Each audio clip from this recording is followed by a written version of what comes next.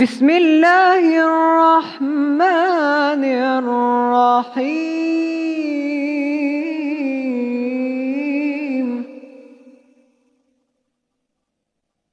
والعصر إن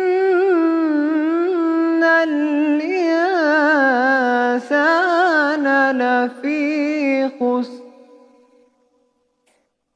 إلا الذين آمنوا وعملوا الصالحات